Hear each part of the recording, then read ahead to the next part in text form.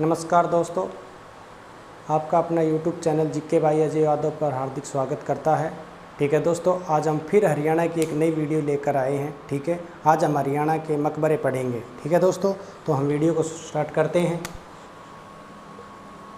जो शेख चिल्ली का जो मकबरा है वो हमारे थानेसर के अंदर है।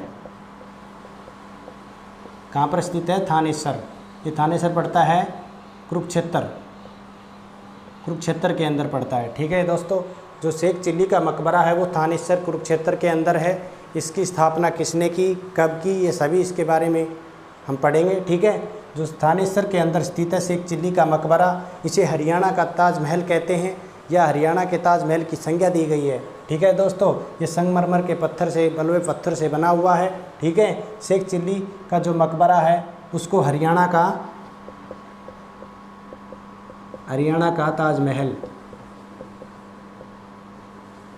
ताजमहल कहते हैं। ठीक है, और इसकी स्थापना 1650 के अंदर हुई। ठीक है, और उस समय 1650 के अंदर किसका शासनकाल था? दारा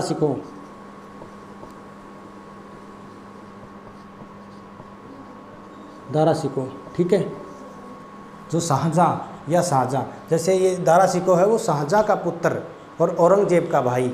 ठीक है दोस्तों, किसका शासनकाल था? शाहजहाँ आए तो शाहजहाँ करना। ठीक है, शाहजहाँ आए तो शाहजहाँ करना। ठीक है, अगर दारा सिकों आए तो दारा सिकों करना। ठीक है, दारा सिकों के शासनकाल में, ठीक है, इसकी स्थापना की गई 1650 के अंदर की गई। ठीक है, जो ये शेख चिल्ली था ये दारा सिकों या शाहजहाँ के गुरु थे। ठीक है दोस्तों, और इसकी स्थापना 1650 में हरियाणा के ताजमहल के नाम से जानते हैं। थानेसर कुरुक्षेत्र के अंदर पड़ता है। दारा सिकों के शासनकाल में बनाया गया था या शाहजहाँ के शासनकाल में बनाया गया था। ठीक है दोस्तों, उसके बाद हम नेक्स्ट चलते हैं रजिया बेगम का मकबरा। जो रजिया बेगम का जो मकबरा है वो हमारे कैथल के अंदर पड़ता है। कहाँ पर पड़ता है? कैथल के अंदर पड़ता है।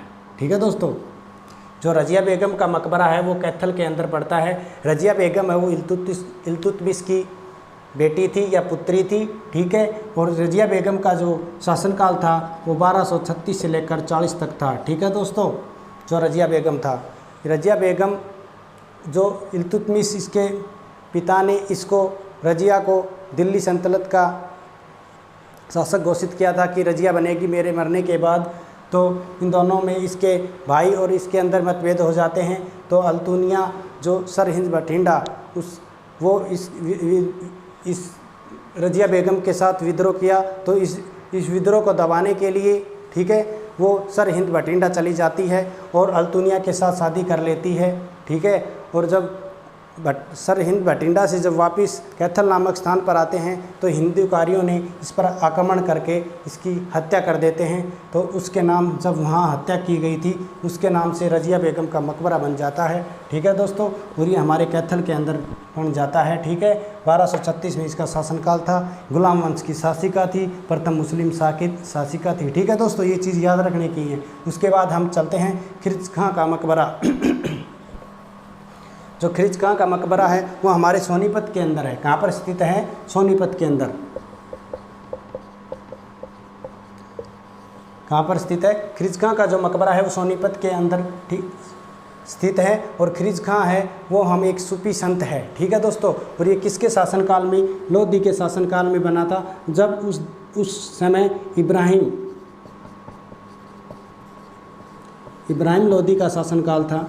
ठीक है, और खिरज खां का मकबरा बनवाया किसने? इब्राहिम लोधी ने बनवाया, और ये 1522 से 24 के बीच बनवाया। ठीक है दोस्तों, कब बनवाया? 1522 और 24 के बीच में इस मकबरे की स्थापना की गई। ठीक है, और ये खिरज खां का मकबरा है वो सोनीपत के अंदर है। और खिरज खां के जो मकबरे में है ना, कुरान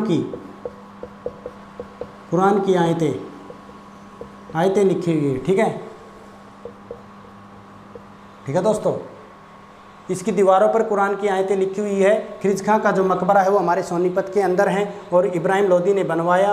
ठीक है, 1522 और 24 के बीच। और ये इसकी दीवारों पर कुरान की आयतें लिखी हुई हैं, ठीक है दोस्तों। उसके बाद हम चलते हैं चाली हाफिज़ का मकबरा। जो चाली हाफिज़ का जो मकबरा है वो हमारे हिसार के अंदर स्थित है दोस्तों। ये है ना, ये बहुत इंपॉर्टेंट है, इसको याद रखना, ठीक है। और उसके बाद खिरज खां का मकबरा भी कई बार HSC ने पूछ लिया है, ठीक है। तो हम जब भी इतनी डाटा के साथ लेके आए हैं, 1 नंबर की डाटा दूंगा दोस्तों, बहुत मेहनत लगती है वीडियो बनाने के लिए, ठीक है दोस्तों। उसके बाद हम चाली हाफिज़ का मकबरा, जो चाली हाफिज़ का जो मकबरा है वो हमारे हिसार के अंदर है। कहाँ पर स्थित है? हिसार के अंदर है, ठीक है। जो चाली हाफिज़ का मकबरा है वो हिसार के अंदर स्थित है। और ये भी HSC पूछ चुकी है भाई साहब, ठीक है। ये 2016 के अंदर आया था कलरक के पेपर में, ठीक है। चाली हाफिज़ का मकबरा हिसार के अंदर। इब्राहिम लोदी का जो मकबरा है, इब्राहिम लोदी का मकबरा कहाँ पर स्थित है? ये इब्राहिम लोदी का मकबरा है हमारे पानीपत के अंदर स्थित है, पानीपत के अंदर स्थित है, ठीक है दोस्तों।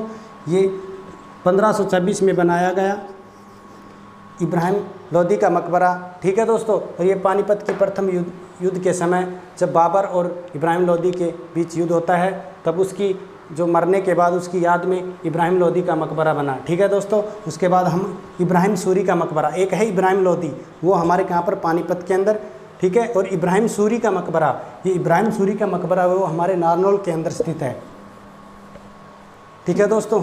इब्राहिम सूरी का मकबरा, इब्राहिम सूरी का जो मकबरा है वो नारनौल के अंदर स्थित है।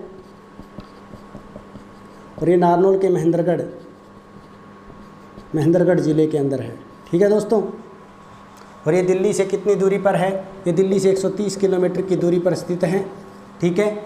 और इब्राहिम सूरी का मकबरा है। और इब्राहिम सूरी का जो मकबरा बनाया था वो इब्राहिम सूरी की मृत्यु के बाद 1518 इसकी इब्राहिम सूरी की मृत्यु हो जाती है। उसके बाद उसका जो पोता है उसका पोते ने इसका इब्राहिम सूरी का मकबरा बनवाया,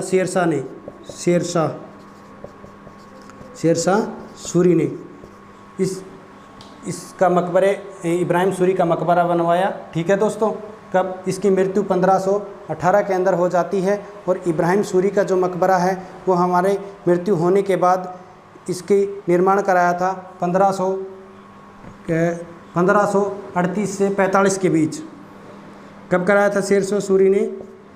1538 से 45 के बीच इस मकबरे का निर्माण करवाया था। किसने करवाया? शेरशाह सूरी ने अपने दादे की याद में, ठीक है, इस मकबरे का निर्माण करवाया। और ये महेंद्रगढ़ नारनौल के अंदर पड़ता है, ठीक है, जो महेंद्रगढ़ ज़िला है हमारा, ठीक है। और महेंद्रगढ़ में जो एक स्थान है नारनौल, जो महेंद्रगढ़ का मुख्यालय है, वहीं पर स्थित है, ठीक है दोस्तों।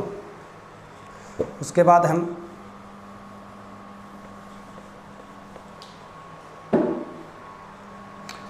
हम शाह कुली खां का मकबरा, जो शाह कुली खां का मकबरा है वो हमारे नारनौल के अंदर स्थित है।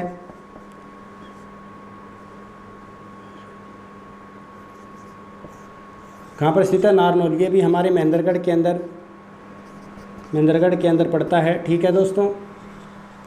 जो शाह कुली खां, ये जो शाह कुली खां है ये है ना, ये हमारे नारनौल के अंदर स्थित है। जो ये शाह कुली खान का जो मकबरा या शाह कुली खां है ये किसके शासनकाल के अंदर था? जो शाह कुली खां था वो ये कहते हैं कि इस मकबरे को इस खुद ने बनवाया था, ठीक है दोस्तों। और ये शाह कुली का मकबरा है ना, शाह कुली का मकबरा है ना, वो अष्टभुजाकार किसकी आकृति में बना हुआ है? शाह कुली का मकबरा है, ये अष्टभुजाकार की आकृति में बना हुआ है, ठीक है दोस्तों। और ये अष्टभुजाकार में बना हुआ है। और ये किसके शासनकाल में बना था? शाह कुली खां का मकबरा है, किसके शासनकाल में? अकबर के शासनकाल में, ठीक है दोस्तों। कब बना था? शाह कुली खां का मकबरा है वो हमारे नारनौल महेंद्रगढ़ के अंदर है, अष्टभुजाकार के आकृति में बना हुआ है, ठीक है दोस्तों। और उसके बाद ये 1574 और 75 के बीच में बना था शाह कुली का मकबरा। कब बना था? 1574 और 75 के बीच में, ठीक है। उस समय किसका शासनकाल था दोस्तों? उस समय हमारे अकबर का शासनकाल था, ठीक है। और उसके बाद शाह कुली खान का जो मकबरा है वो हमारे एक बार फिर दोबारा रिपीट करते हैं कि शाह कुली खान का मकबरा नारनौल महेंद्रगढ़ के अंदर है। ये अष्टभुजाकार आकृति में बना हुआ है और ये अकबर के शासनकाल में बना, 1574 और 75 के बीच के अंदर बना। ठीक है दोस्तों, उसके बाद हम कि शाह कुली खान ने एक हमारे नारनौल के अंदर जल महल का भी निर्माण करवाया था। जल महल, कौन सा? जल महल, इसका भी निर्माण शाह कुली खान ने करवाया। ठीक है दोस्तों, उसके बाद हम नेक्स्ट चलते हैं।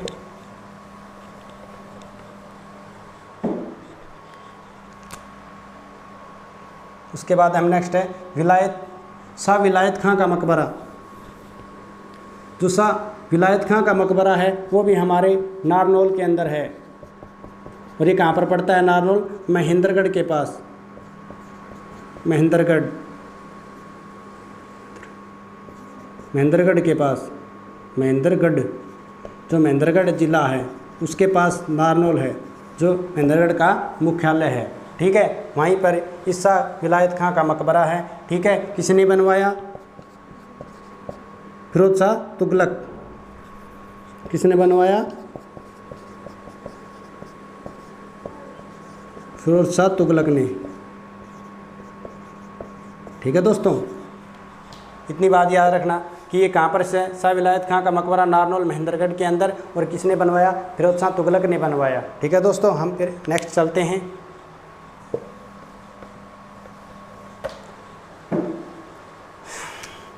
कलंदर शाह का मकबरा। जो कलंदर शाह का जो मकबरा है वो हमारे करनाल के अंदर स्थित है। ठीक है दोस्तों, कलंदर शाह का जो मकबरा है वो कलंदर शाह का मकबरा है वो करनाल के अंदर स्थित है। किसने बनवाया? गयासुद्दीन तुगलक ने। किसने बनवाया दोस्तों? गयासुद्दीन तुगलक ने बनवाया, करनाल के अंदर बनवाया। ठीक है, कलंदर शाह का मकबरा आ जाए या दरगाह कलंदर शाह आ जाए तो करनाल के अंदर बू शाह कलंदर की दरगाह आ जाए तो हम पानीपत करेंगे। ठीक है दोस्तों, अगर कलंदर शाह आ जाए तो करनाल, दरगाह या मकबरा कुछ भी पूछे तो करनाल के अंदर, अगर बू शाह कलंदर आ जाए तो पानीपत करना है। ठीक है दोस्तों, हम नेक्स्ट चलते हैं।